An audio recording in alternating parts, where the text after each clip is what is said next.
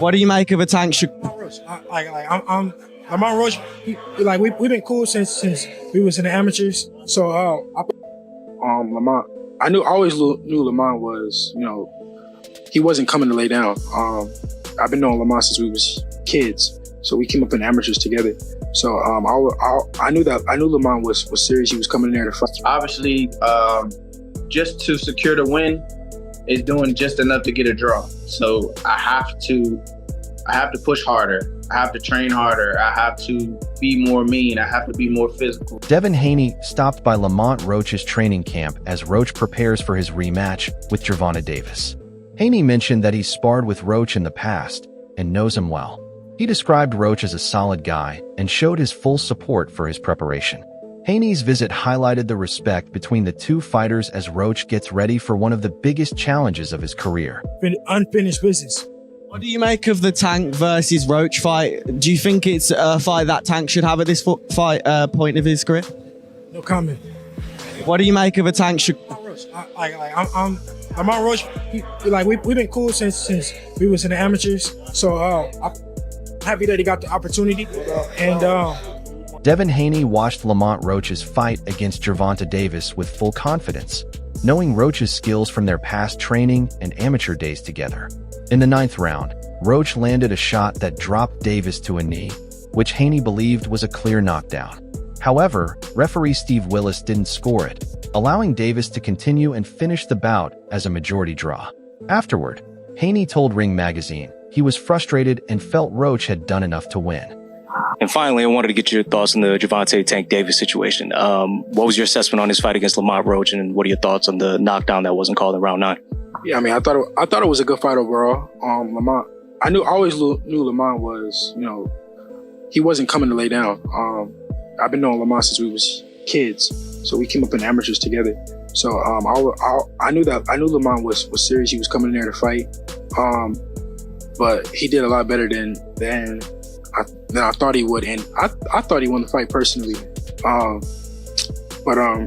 Yeah, the no knockdown, that was like unheard of. It was the first time I've ever seen it with my own 2 eyes, and yeah. Yeah, you were you've made some comments. I wanted to see the backflip, and I'm surprised Tank didn't say nothing back to you about that. Hey, I was just speaking my opinion on it. Behind the scenes, Devin Haney and Gervonta Davis have shared some intense sparring sessions, which came to light when Floyd Mayweather Jr. released footage of their training. The video quickly spread through the boxing world, showing Davis landing clear punches on Haney. Did you ever catch any of that sparring footage? Did you ever see him spar any of them? Yeah. What happened? Who he sparred? Y'all know what happened, man. I don't know. He sparred Devin. It's packed, it's hot. They get in there. Tank hit that nigga. He hit him, boom. Then he hit him again, and he went out. I jumped in the ring because at the time Devin is 17. He calmed down, and they got back to working, Tank got a little bit more fatigue, and once they kept going, Devin got the best of him. Oh, okay. But in a real fight time with 8-ounce gloves on, bye. With his usual honesty, Devin Haney spoke to the boxing community, saying that everyone has their own version of sparring stories. He pointed out that fighters often share those moments in a way that suits their own narrative. For example, Haney might highlight his defensive skills, while Davis might focus on showing his power. it was so long ago that it doesn't even matter now because we're grown men and we could settle it in the ring. All right, yeah. For where it really counts, because it's so many stories, so many different point of views. But I told my story, and now I'd rather just get it in under the lights. I love that. Our first fight, me and Ryan's first fight, we was I want to say 10 years old. So we've been fighting since we was young kids. So did you ever build a friendship, or was it just always a competitive? The bond between Devin Haney and Lamont Roach goes beyond the ring. When Haney spoke out against performance-enhancing drugs and called Ryan Garcia a cheater, Roach openly backed him, repeating, "Ryan is a cheater." By standing together, They showed unity not just in boxing, but in values. Their support for each other highlights respect, integrity, and a shared commitment to keeping the sport fair.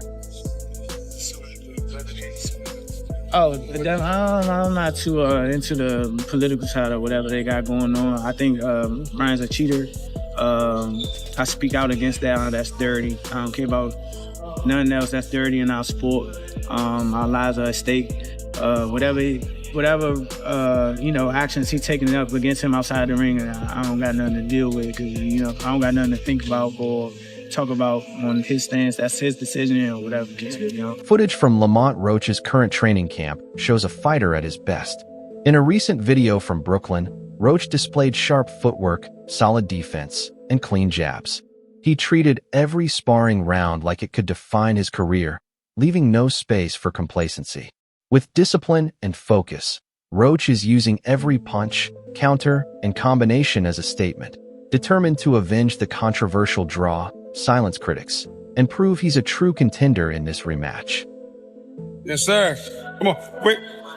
Drop those hips. Nice. Come on. Give me that explosion. Rip. Good. There it is. There it is. Come on. 10 seconds. Breathe. Come on. Come on. Time. Yes, sir. In this camp, Lamont Roach has taken a more thoughtful approach, aiming to make every punch count. The technical focus isn't just on throwing more, but on punching with purpose, working on accuracy, timing, and intensity. Critics once said he did enough, but lacked finishing power, and Roach seems intent on changing that. He's training harder, smarter, and with a clear goal, to leave no doubt when it matters most. I have to come with it all. I have to do more.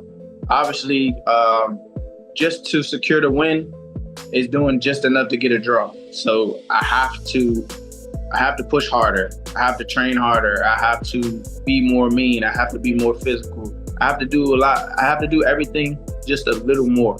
And I think that will definitely put me over the hump. And I'm more than motivated to get back in there, get back in the camp, and work hard so I can secure a victory over a pound-for-pound fighter, in which I believe that I am myself. Lamont Roach's background is built on a strong amateur career filled with national titles and tough competition. At just 16, he faced Gervonta Davis, giving him an early taste of elite-level boxing that few amateurs ever get. That experience shaped his composure and respect for the sport. Since turning pro, Roach has carried those lessons with him, sharpening his technique, ring IQ, and mental toughness. With each fight, it becomes clearer that his amateur roots gave him more than fundamentals. They instilled the belief that he's meant to be at the top. So, Roach is a hell of a contender, man. Roach had a very impressive amateur record, man, boasting 125 wins and 15 losses. 2 of those losses coming by Tank, man. Also, when him and Tank fought, Roach was 15 and Tank was 16 at the time. 3 years later, 2013, Roach actually won his National Golden Glove Championship. And he was also USA Boxing Youth National Champ as well. Hey, yo, we're going to be checking for any suspicious opponents on Lamont Roach record. He's 25-1 with 10 big wins coming by the way of knockout, my people. He's in the super featherweight division. He's ranked number 14 in the world and number 3 in the USA, my people. He has a WBA title right now in the super featherweight division. He's fighting Gervonta Davis in December, but you know we got to check how he even got there and how he started his career. His pro debut, he went against Victor. He was 1-3. That's fine. It's your pro debut. First fight as a professional. You feel me? I ain't gonna get at you. Next person was 1-6. Alright, I mean, we ain't do better, but it's your second fight. Like, fourth person was 0-1. That was a little sussy because he ended up 0-10. He never won a day in his life. So he never got his hand raised in a boxing match. You feel me? And then the next person, he stepped it up, though. He went to undefeated. It's only 2 fights, but he was 2-0. Then 12-9, that's a journey, man. I'm not gonna lie. 4-2, 3-4, these are looking good. 8-5, that's a journeyman in the making. He got to win a record. Teofimo Lopez has openly questioned Gervonta Davis's reputation,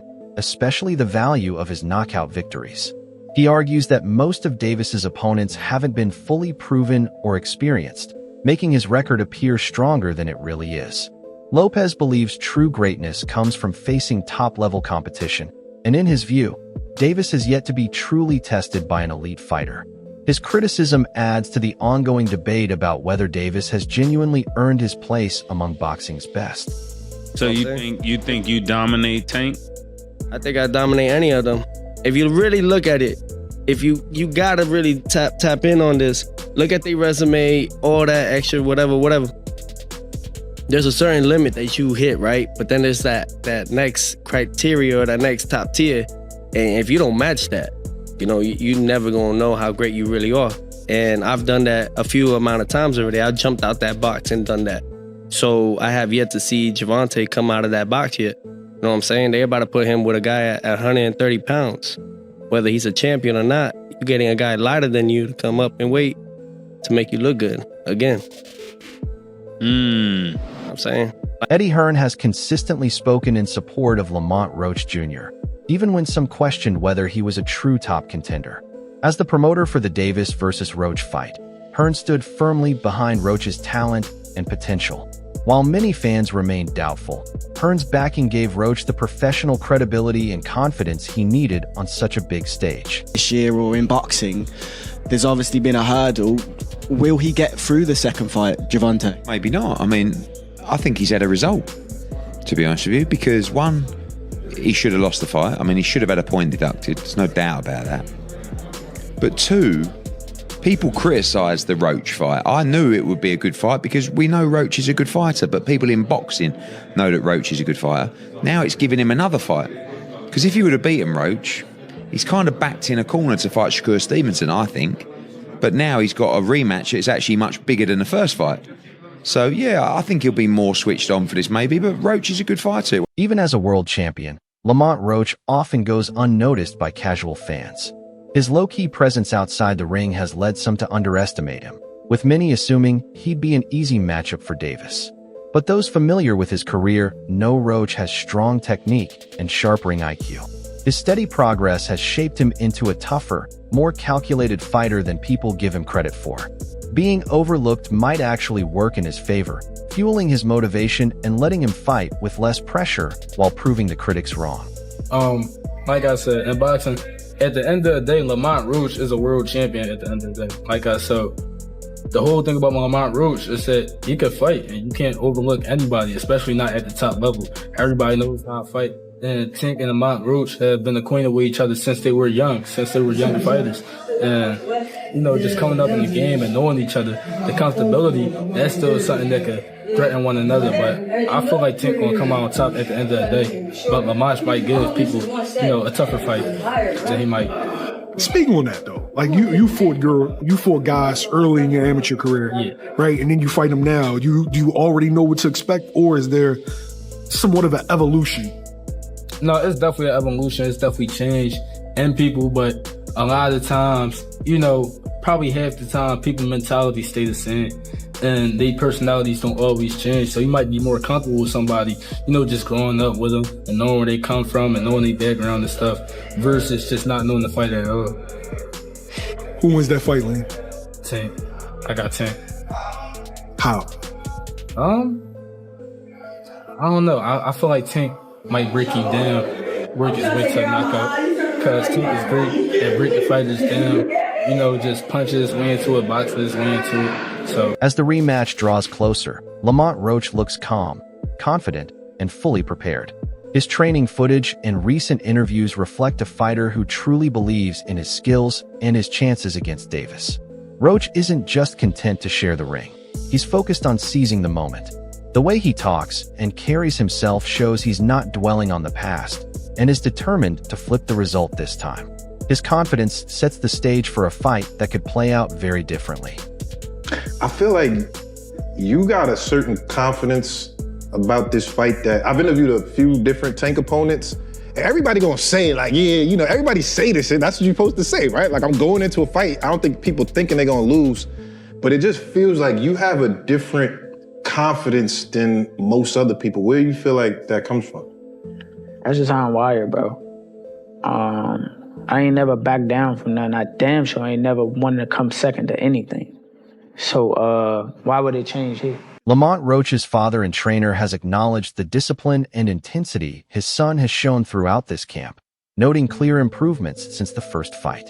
While fully supportive of Lamont, he's also paid attention to Gervonta Davis's mindset, suggesting that Davis may not be mentally sharp heading into the rematch. His observation isn't just about rivalry, but about how Davis seems to be handling the spotlight and pressure. This balanced perspective from the elder Roach adds an extra layer of insight as the fight approaches. Like I expected, but I knew my son was game. Training camp, he was so focused and locked in. I knew that we was gonna put on a great performance, and it was kind of like stolen away from him a little bit with the decision. But the world got to see how good he is, so that's the plus to come out of this. So he really stamped himself in the boxing world more so with this performance. So like I say, that's why it's bittersweet. Is it? We get it. We talked to the team. You know, he fresh off. He fresh off this fight just like everyone else. You know what I'm saying? He might be talking off some whispers or things like that, but I don't know his plans. I don't know his management team and stuff like that. But I know the fans want the rematch, and he should get the fans what they want. Do you think we could see a rematch take place back in Washington now? That'd be great. Why not? They just broke the Barclay gate, so I think it'll sell out fast back home. Claressa Shields has expressed concern over Gervonta Davis's recent behavior, questioning how it could impact his performance. She emphasized that mental health is a major factor in boxing, especially when outside distractions and emotions begin to pile up. I don't know if it's just because I'm getting older now or what, but I feel like Gervonta is a hell of a fighter, but he needs to get his mental together. When I hear some of his interviews and I see some of the stuff that he's saying, I can just tell that he's not in love with the sport no more. I can tell that he didn't get his just due. I mean, it was crazy to hear that he said he got evicted out of a house or something like that. Mm-hmm. And I was just like, what in the world? And like that type of stuff when you've been fighting and knocking people out and fighting main events. I mean, he fought main events here at T-Mobile against some of the best fighters. And it's just like, to see that he got evicted from his home and all this other stuff. Now he got kids and, you know, he's not signed with TMT. Mayweather. Yeah. Promotions, anymore. Yeah. It's like when I hear him talk, he's like he want to be a nicer guy for his daughters, and he don't want to be therapy.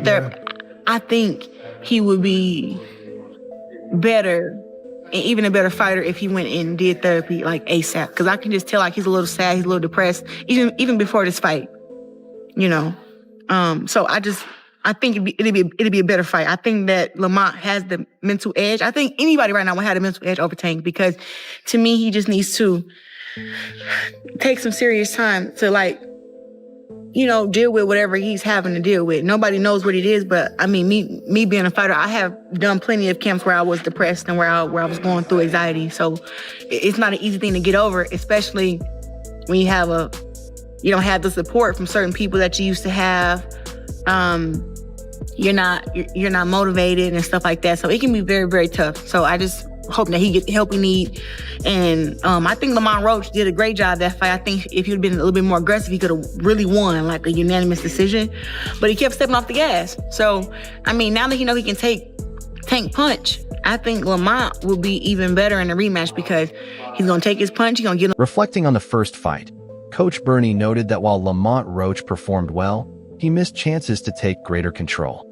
For the rematch, Bernie is urging a more assertive approach, keeping the defense sharp but also dictating the pace. The goal isn't to change Roach's style, but to fine-tune the strengths that can help him secure close rounds and tip the fight in his favor. Documentary, but he did good, Lamont Roach.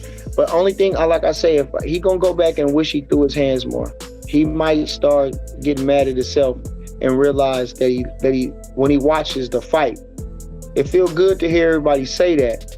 But when you go watch the fight and you realize, I let him slide too much. Like even the last round, he's standing there posing, looking at the man like and then he got caught with a jab. That wasn't good. So, you talked about the takeaways of how Lamont could be better in the rematch. And you're the second person that alluded to that. tell me, what do you see in Lamont in the rematch that he could be more successful? That wraps up today's video. Stay tuned for more, and we'll catch you in the next one.